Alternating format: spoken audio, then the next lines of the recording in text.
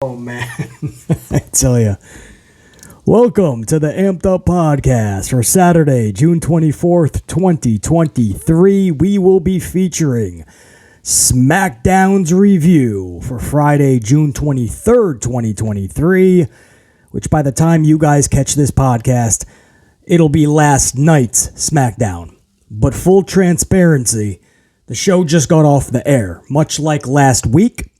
And BC doesn't usually like to do this, but due to travel arrangements, basically having to catch a red eye last week and this week, we have to record this review for SmackDown immediately after the show. Again, I don't like to do that because I like to have all my ducks in a row, know all of the current injury list, why something may have gotten booted from the show, why something was added on, just any last minute information. I like to sleep on it. And then the next day, even though I'm the last one to cut a review usually in the community, that's just how I like to do it. So I have all my facts in order.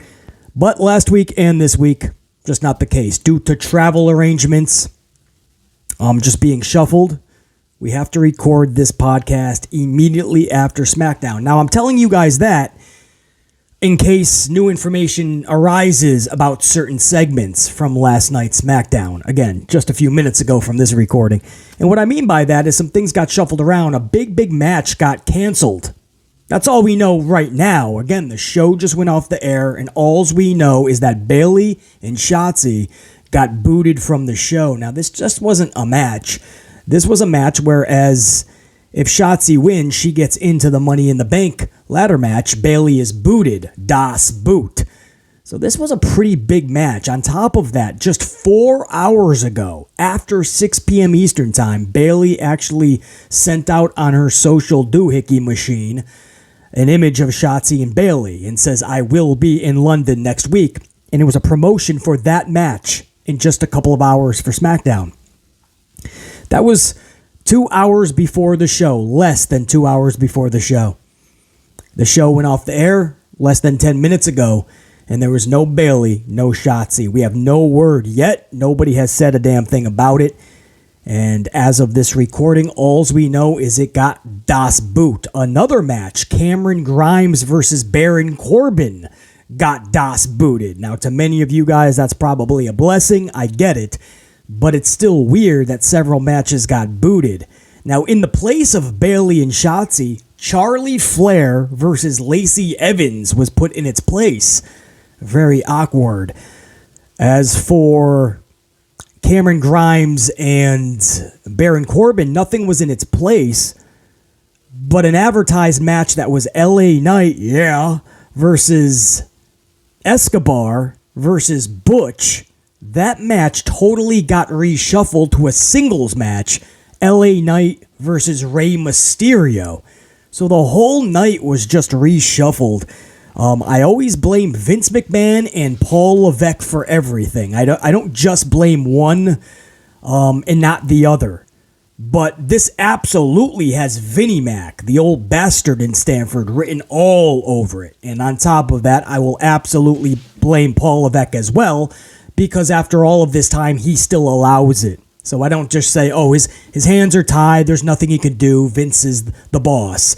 No, after all of this time, you got to start standing up for it. You can't call yourself or be called the chief content creative officer and let that type of changes be made and be able to lay your head down at night with any self-respect, right? And that's why I blame Paul, because even if Paul is being overrided at every turn, at some point Paul has to be an adult, right? Paul has to stand up to his boss, whether that's a father-in-law or not.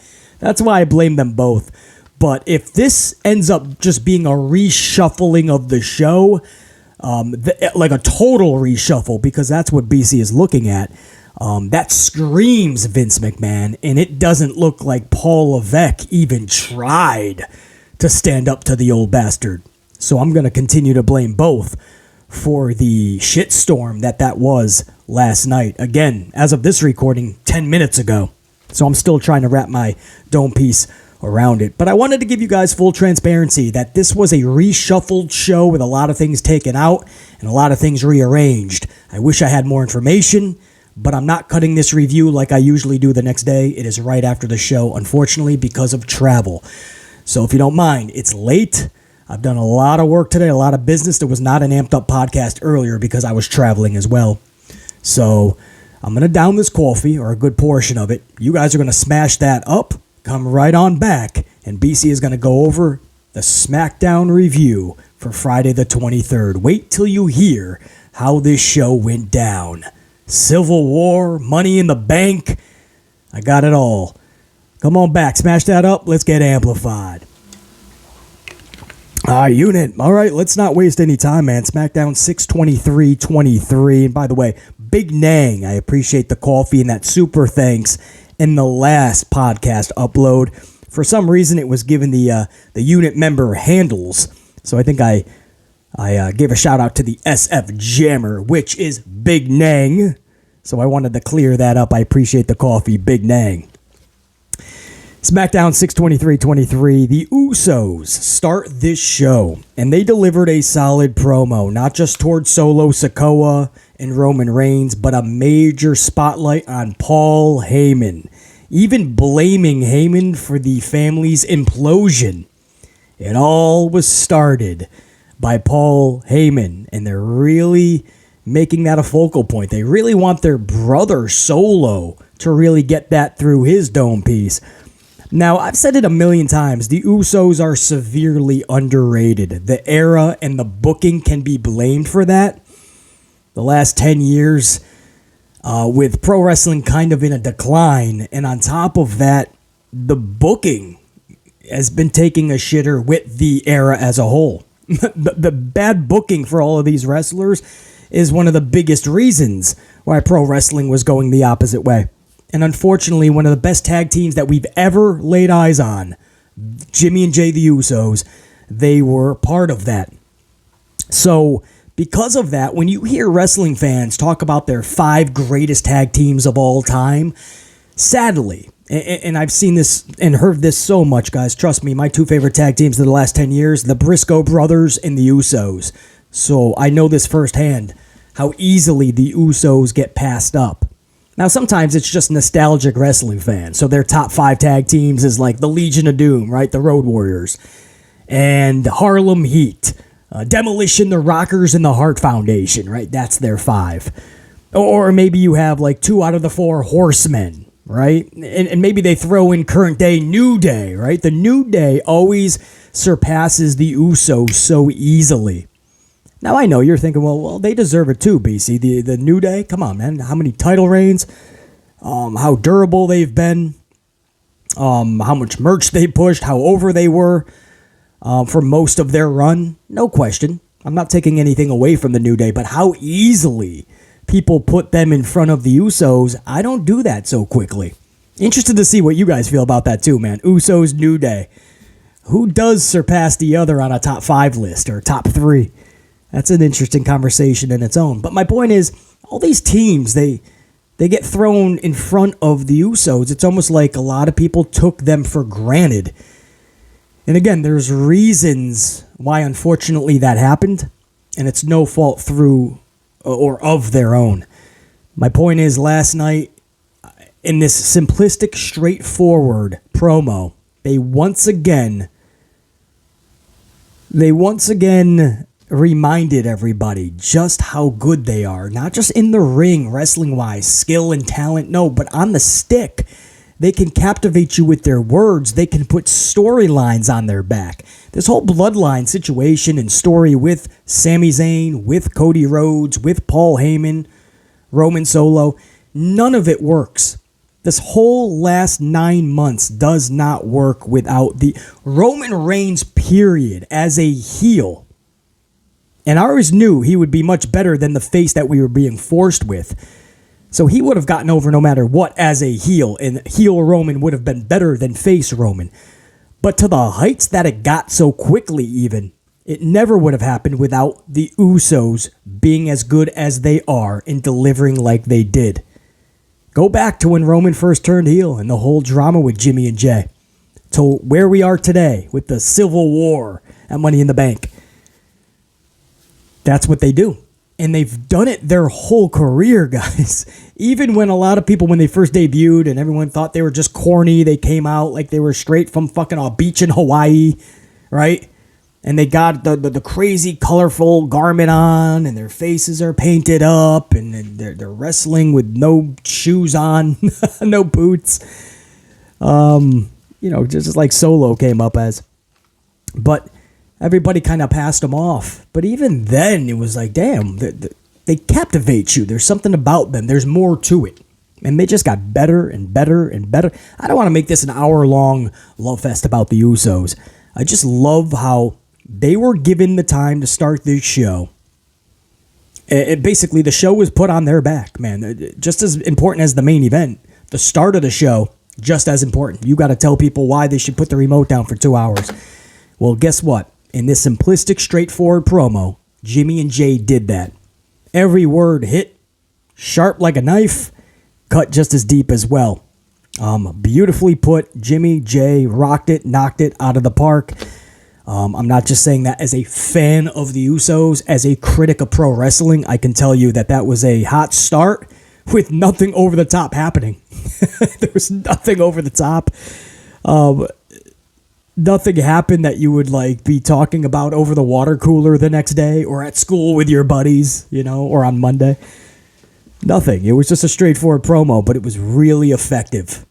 So I had to give my salute to the Usos once again, man. Showing you why if they're not in your top 5 of tag teams that you've ever witnessed, maybe give them a second look. And I'm curious, if not, what is your top 5 favorite tag teams, man? Does anybody have a list of 5? If so, let BC know, man. It's an interesting conversation, right? Because tag team wrestling is kind of, nobody's really talking about it these days. But it's still something special. BC even lost interest in it the way that it's been booked over the last decade. But you see teams like the Usos, man, and you're reminded it can be and it should be a lot more fun. Man, I wish this company, for the women as well especially, I wish they paid more attention to tag team wrestling. Maybe you'd still have Sasha Banks and Naomi in WWE. So that was a start. Now, things got a little bit weird here in the first match of the night. LA Knight, defeats Rey Mysterio via BFT, blunt force trauma. That's his finisher. So this was via pinfall. Now, after losing to Escobar last week, this victory was much needed for LA Knight. In fact, guys, it's come down to 2 names at Money in the Bank, right? Let's lay it all on the table right now. LA Knight, and Logan Paul. Now, I know who the majority of the wrestling fans are going to go for. We're absolutely going to say LA Knight. But there's a lot of people in the community and a lot of suits and ties, not even just for WWE, but I'm seeing even journalists, reputable too, by the way, claiming that Logan Paul would actually be the best bet. It would fit, and you could do more with it. I'm calling BS. I totally get it. I'm visioning it, right? I'm envisioning. I can speak. I already have the envisionment set up, right? I see Logan, the Monday Night Raw after, or a month later, right? I see Logan with the briefcase. Of course, it looks good on him, right? He could easily come to the ring and cut all the promos, and you never know when Logan Paul is going to strike, right? I get it. It is absolutely the wrong move because you have to read the temperature of the room. This was part of the problem at Mania. By keeping the title on Roman, you didn't read the temperature of the room, and pro wrestling, not just WWE, has never been the same since. They fucked up. Now, read the temperature. LA Knight, even though he had all the momentum in the world several months ago, and WWE went out of their way to make sure that he did not ride the wave of that momentum. They went out of their way to make sure when he was so over as a heel with horrible booking to non-booking, he was still super over going into Mania, and they made sure not to give him a WrestleMania match. He remained super over. They made sure not to give him a Backlash match. He remained super over. They made sure not to give him a Night of Champions match. And here he is. He finally gets to be one of, 6, 7, 8 individuals in Money in the Bank. Whatever the final number is. And he's still super over. No matter how many times they tried to bury this dude with multiple 2-minute matches being defeated via the fruit roll-up. Leaving him off the card. Leaving him off of pay-per-views. Making sure he wasn't part of any conversation. And LA Knight continues to make the whole entire wrestling world say that name. LA Knight. Yeah. Straight into Money in the Bank. My point is, guys, this is not the time to play your little, hey, it'll be cute if we put a briefcase on Logan. It's not the time for any of this horse shit. It's not. There's times for it. That's fine. It's Vinnie Mac's company. He can do what he wants. And 3 H's is going to follow closely behind. Not say a damn word, even if he thinks differently. And he loves Logan Paul anyway. I'm sure they both want to put the briefcase on Logan Paul. We know they don't want LA Knight. We just heard the story that when Vince McMahon was totally running the ship, LA Knight was Max Dupree because he was 40 years old. And Vince doesn't like that. He thinks that's really old. And on top of that, H was never big on LA Knight. So he gave him his name back, but H was just as fast to knock LA Knight out of the spotlight as Vince was. You guys got to remember, go back to NXT, all of that. LA Knight was never one of Triple H's boys. He was never one of the ones that he created. You know, Papa H is a term that we hear for the NXT kids. LA Knight was never one of those. A lot of people came through the NXT system and they were already made. They were already built. So they got quickly just tossed aside. Or Vince, you want these names? You know, people like Lacey Evans, for instance, and several others. Austin Theory was never a 3H's guy. Quickly got sent right over to Vince because Vince saw the next John Cena. So my point is, you take LA Knight, a guy who's in his 40s now.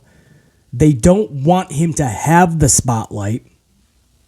They did everything imaginable to keep him out of the spotlight and to shut us up from chanting his name or cheering for him. And here we are, and all of their efforts have failed. And going into Money in the Bank, somehow as a heel, he's the favorite. And you're going to put it on, and I hate saying this word because Logan Paul is really good. And I do think he helps WWE. I do, guys. But you're going to put it on this super part-timer, and you're going to take this moment and this time away from LA Knight. Put that on a heel, and by the time he cashes in, he's most likely going to be a face. If you bring McIntyre back as a heel, and McIntyre takes it from Sethington, by the time LA Knight takes it from Mac, LA Knight will most likely be a face. Now, I know I'm future booking, but guys, I don't see a scenario where LA Knight walks out of London without that briefcase. So this was a big match for LA Knight. It was quick, it was sloppy, but the W was the most important thing here. He lost against Escobar via the fruity roll-up last week. Sorry, Ray. I know you just got in the Hall of Fame. We all love you. I don't want to see you taking simplistic L's, trust me. But if this is a match that they booked, Mysterio versus LA Knight, you got to lose. LA Knight needs that W. And he needs many more. And he needs that briefcase. So this was a match, again, that was supposed to be LA Knight versus Escobar versus Butch. 3 dudes in the Money in the Bank match next week in London. It just got rearranged last minute. And for some reason, it turned into one-on-one. They cut their time in half. Probably gave them just a fraction of the time. Because this was quick. Probably why it was even more sloppy than we thought it was going to be. I don't know if they got the best chemistry. But LA Knight takes the W. Post-match, Escobar hits the ring. Kind of chases, the little chase off of LA Knight. But no damage done. LA Knight looked really good in this. Escobar gets to make the save. The only thing it doesn't do anything for is Ray.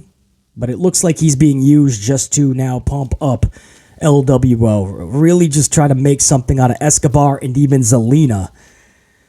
So we'll see. Big match for LA Knight, even though it may not seem that. Hopefully this is the start of something massive. This would suck. This would be horrible if next week he's leaving London and looking up at Logan Paul with a briefcase. We'll see. Who do you guys got? Logan Paul or LA Knight? If you're booking, who do you really choose, right? Oh, man, I got to go LA Knight. Now, at this point, BC had already found out that 2 of the advertised matchups were removed, right? Cameron Grimes versus Baron Corbin, gone. Das Boot. And Shotzi versus Bayley for a spot in the Money in the Bank, or Bayley's Money in the Bank spot was on the line. And Bayley and Shotzi's match, Das Boot. And Bayley and Shotzi was replaced by Charlie and Lacey later in the night. Cameron Grimes, Baron Corbin, no word was put out about that match. And again, we're recording this review immediately after the show. I wish that wasn't the case, because if I did it tomorrow like I usually do, you guys would have more information. As it stands, we're doing it right after the show. You'll get this most likely tomorrow, but it's being recorded right after the show. So I just wish I had more information for you guys. But just very weird how the whole show was flipped upside down. It just seems like Vince McMahon he just jumped out of the weeds. Something was in the weeds, right? Maybe some acid or something. I don't know. He took some shit, maybe involuntarily. He started going wacky in the weeds. And of course, Triple H isn't going to step up to him. Triple H isn't going to say a damn word. He's just going to say, yes, my tribal chairman, and go along with everything. So both of them just flipped over the show. But it just seems so weird that everything, half the advertisements for the show, gone, and gone. Up next, Ronda Rousey and Shayna Baszler defeat Alba Fire and Isla Dawn via the double tap out. They both. I don't understand this. This is...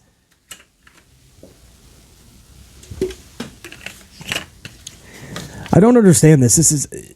We already knew Ronda and Shayna are going to win this match. We already know that Alba and Isla are going to look like absolute fools because this is their first big match on the main roster. Maybe they had a match already, but this is the first big match, right? This is the one that everybody's going to be focusing on. So you got to be careful on how you beat them. We understand, right? We get it. Ronda Rousey, just like Vince, Triple H loves Ronda Rousey. There's no way Ronda's losing this match. But you gotta protect the loser sometimes, and this is one of those times. Instead, they went for broke on Shayna and Ronda. They put Alba and Isla both in the ring at the same time and had them both just passing out / tapping out. I don't know. I think they tapped out and then passed out. Maybe they both passed. Who the fuck knows? But they both got into the ring and they both got annihilated by Ronda and Shayna. Not just one of them. I mean, this was utter domination by Ronda and Shayna to become the new Unified Tag Team Champions. They now have all the tag belts. It'll be combined. It'll be one set. We believe. Who knows? Maybe it'll be Ronda 4 belts, right? She'll be having singles matches with 4 titles. But they are the Unified Tag Champs, first ever in WWE history for the women. Post-match, Raw's Raquel Rodriguez, who was on commentary too, by the way. And then after the match, Ronda and Shayna are like, why are you even here? Raquel grabs a mic and says, I'm here because we want our rematch. That's right. Raquel is just... Now, I've been telling you guys for a while, this brand split is not just a joke. It's not just a farce. It's not a charade. It's absolutely sad. It's sad that we went through the whole draft. We acted like the brand split is finally going to matter and it's going to be respected. And from day one, ever since the draft, the brand split is even more of a joke than it was, right? Shotzi just going to Raw in full costume, full gear, and tagging up with Raquel. Who the fuck what? She's a SmackDown star, right? Then they allowed SmackDown to go for the world title that Sethington finally got anyway. The Raw Women's Champion was on SmackDown. The SmackDown Women's Champion was on Raw. You can't make it up. I mean, this was just some of the changes, right? And don't even get me started on all of the main roster talent that was in and out of NXT the past month. Free agents, some that are actually assigned to a brand they're flipping, who knows. But here you have Raquel just show up. She's not a champion. There's no visitor's pass, right? Remember Paul Heyman showed up and he had a visitor's pass. Paul Heyman was literally drafted to SmackDown. Just because he's a manager doesn't matter. He was drafted first with Roman. I mean, I'm just top of my dome piece. I'm giving you guys a dozen names that have just waltzed right into another brand. Adam Pearce, nobody gives a shit. You can take TV time, have a match. Welcome to our brand. And Raquel's out there, and you're just like, well, come on, man. You can't just show... there's no brand split then. Nobody cares. No security gave a shit. Adam Pearce just let her out there. So she says, we want a rematch. Here comes Liv Morgan. Liv Morgan returns. Now, you know how high I am. Many of the Amplified Unit channel members, especially, we're high on Liv Morgan for justified reasons. Liv Morgan comes back. She's side by side with Raquel, and they want their tag title rematch. I don't see them beating Shayna and Ronda, right? After they just easily defeated Isla and Alba. You're not just going to play hot potato with Liv and Raquel. I think that's pretty obvious. So this is obviously going to be some type of filler shit. I don't know if they do this in London. Again, this is being recorded right after the show. I don't have any more information for you guys. But Liv Morgan has returned as of last night. And a couple hours ago from this recording. And they are getting a tag title shot, it looks like, man. I wish we just went about this more creative, right? Make it make a little bit more sense. Give us more reasoning. Make it more realistic that Raquel is going to get those tag titles. Don't just have her out there. She's on commentary. She's got a microphone. She has a segment. She had Liv Morgan lined up with a full entrance, and this is a Raw star. And I'm not nitpicking, guys. I want them to care more, you know? I shouldn't have to ask for it to be a little bit more realistic. They called it a brand split. They said there was a draft. They said they were going to honor it. Nothing's being honored, man. At least at first they tried the visitor pass thing. Well, everybody took a big shit on that. It's such a foolish concept that now they don't even try to show a visitor's pass. They're just like, you know what? We just let everybody in. So it was good to see Liv Morgan already back. We thought it could be another month that she was going to be off, but no, she's back. I just don't see them getting the tag titles back, and I don't think they should. You know, it's too late now. The way that Alba and Isla were just defeated, one of the only actual women's tag teams in the whole company, there's no going back now. You don't beat a team like that and then just turn around and give it back to the people that already had it, Liv and Raquel. Knowing this company, could happen. Hour number 2 then kicks off. Let me just get a swig. We'll go into hour number 2. Greyson Waller effect. Now, this isn't good. I'm going to tell you exactly what I mean.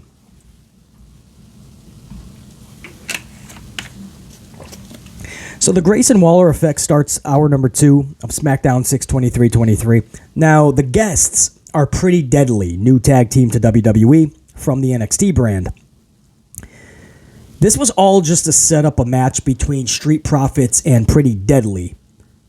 First and foremost, right? That's all this was. There was some words about the tag team title match next week with Sami Zayn and Kevin Owens, right? We're going to do X, Y, and Z. We're going to become champs. Yeah.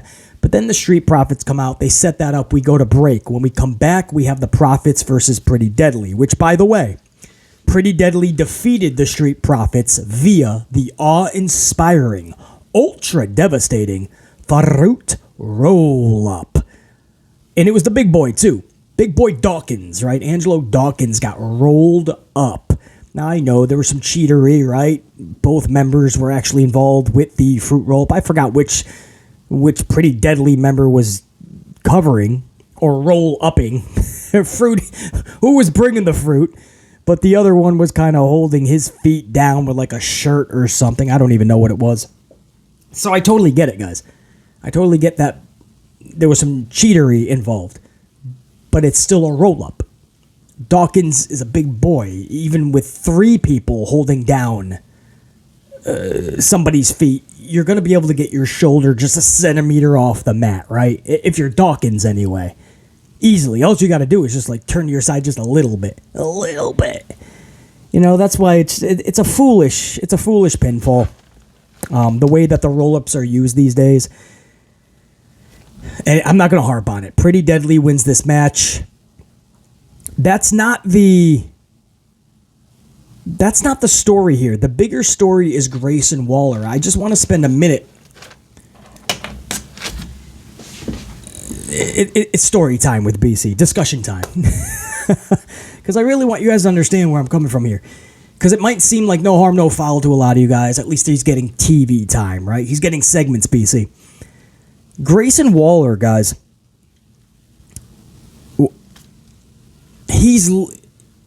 The best way to put this is he is an afterthought on his own show.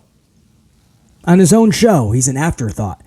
Now, you'd probably say, well, BC, that's a good thing, right? A good host of a show will make the guest the spotlight, and he'll be the third wheel, so to speak, right? Almost like a referee in a match, right? The referee's a big part of the show, but you shouldn't be talking about him or focusing on him, right? Unless it's AEW. I mean, don't get me started on those referees, man. They become the show.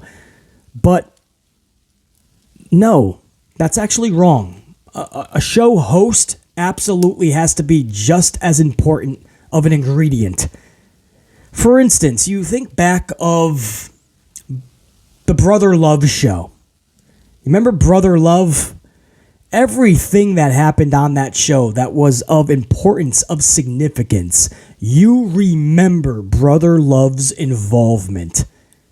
You remember every single, of significance anyway, the good guest with a good storyline that sparked from it on that show, the Brother Love show. You remember Bruce Pritchard, Brother Love, and that character, that host. The spotlight couldn't help but shine on him just as much as the guests.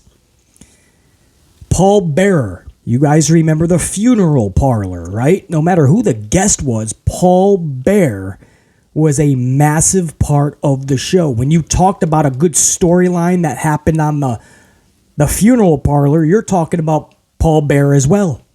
Setting up Ultimate Warrior, Undertaker, Hulk Hogan, remember that? On the funeral parlor. And you can keep going, guys.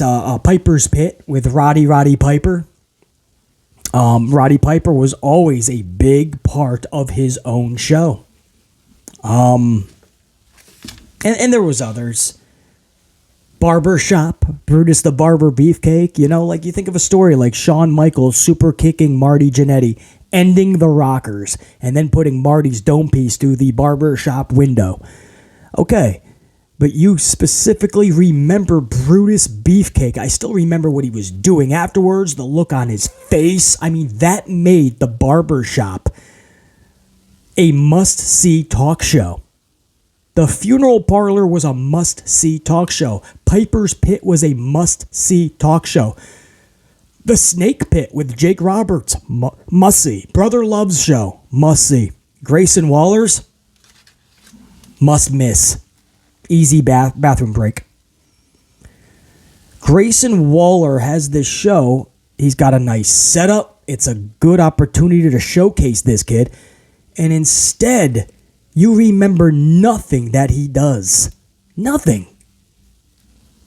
I mean, how many guests has he had? He had AJ Styles. He actually got up and they got into each other's face and they go directly to commercial. Nobody was talking about that. Not just the next day. An hour later, everybody had forgotten about it. Charlie Flair did nothing for Greyson Waller. Pretty Deadly, nothing for Greyson Waller. Profits come out, we go to commercial, Greyson Waller's nowhere to be found. It's a great concept. The Greyson Waller effect worked in NXT, and there's no reason it shouldn't work on SmackDown.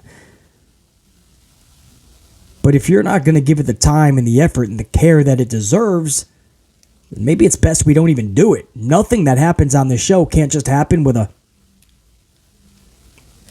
Kayla Braxton in the middle of the ring with a microphone. Right? There's nothing that screams, this show is going to be fun. This is going to be good. Right? And that's why Ding Dong Hello didn't work. That's why the KO show doesn't work. And these are two really good talents, established. Kevin Owens, Bayley. But you're not going to tell me that you missed the KO show or you need to see it every week. You got to see another edition of Ding Dong Hello with Bayley. I don't mind that, by the way. But you don't need to see that. But back in the day, you needed to see another funeral parlor. It was the best part of the show. Interesting, man. Interesting. You know, they have something good with the Greyson Waller effect. And I think it's a really good introduction to the whole WWE world. It's a good vehicle for Grayson. And it's horribly misused. So, just a little bit of a red flag. I hope they keep it, but they make it better. Let's put a little bit more focus on Greyson Waller. Absolutely have another story develop on the show with completely different characters and wrestlers that have nothing to do with Grayson per se, but Grayson should be a big part of it. An antagonist to another level, another degree. You do so much with a concept like a talk show. It's just for years they haven't been doing it accurately. I refuse to believe that they just forgot the formula to a good pro wrestling talk show on a show. I refuse to believe. Vinnie Mac, HHH, it don't matter. And they still have Brucey Pritchard in that company.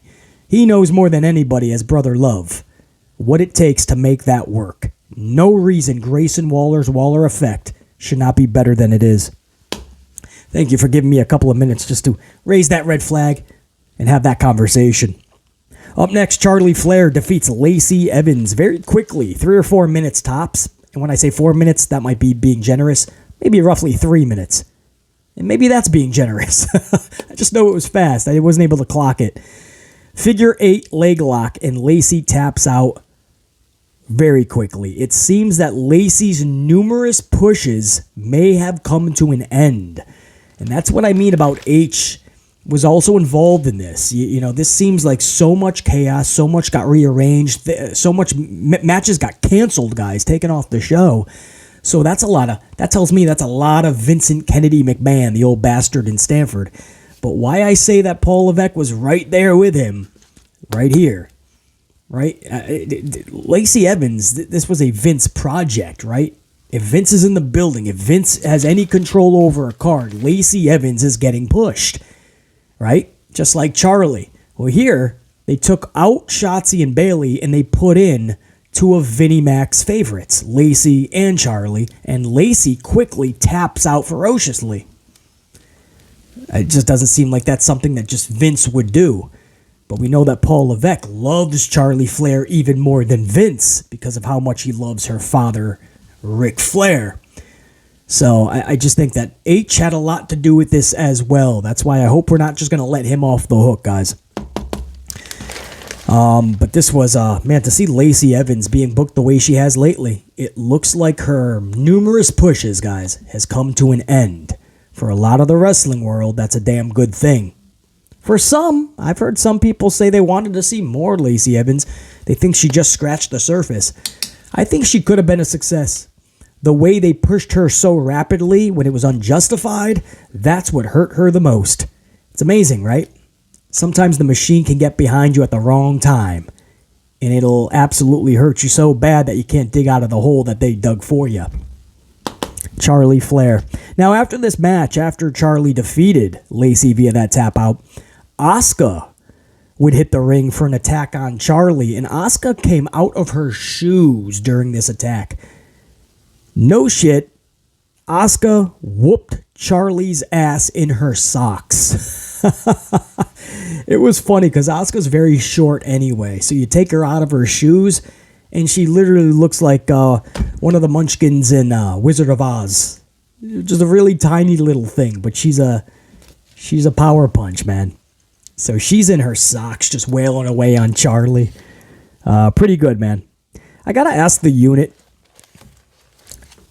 does Charlie win this title next Friday? I don't even think it's going to be at the pay-per-view Money in the Bank premium live event. I think they're going to do it on SmackDown. Try to pop a rating, go-home show leading into Money in the Bank. Does Charlie take it? I mean, this is what we said when Asuka beat Belair at Night of Champions, middle of a Saturday afternoon on a C-level premium live event pay-per-view. Asuka wins the title. And it was immediately thought about, right? Why did this happen? Obviously, because they didn't want Belair to lose to Charlie, drop the belt to Charlie. They're just willing to just have Asuka do it. And sure enough, here comes Charlie. She gets an automatic title match, and we were thinking, yep, that's exactly what we called at Night of Champions. Before Charlie even came back, we called this. I refuse to believe it was just the Amplified channel. I refuse to believe it was just the Amplified unit. And I refuse to believe it was just the Amplified man. The whole wrestling world had to have seen this at Night of Champions. And then sure enough, a few days later, here comes Charlie. Instantly the match is made. You can't blame the wrestling world for thinking that this was all to give it back to Charlie on next Friday's SmackDown. Now, Belair is going to be at ringside. She told Adam Pearce that from the jump.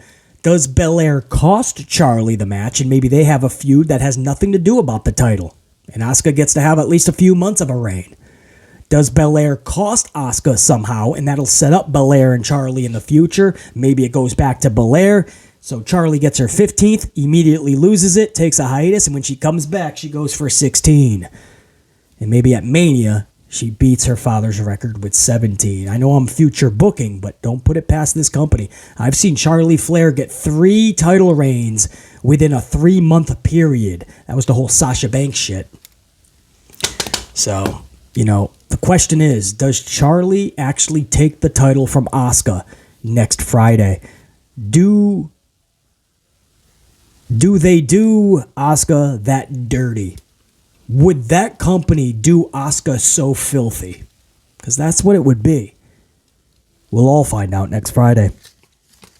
The main event was Solo Sikoa versus Sheamus. Earlier in the night, Solo dropped Ridge Holland backstage with a Samoan spike. Sheamus was not happy about that. You want to fight?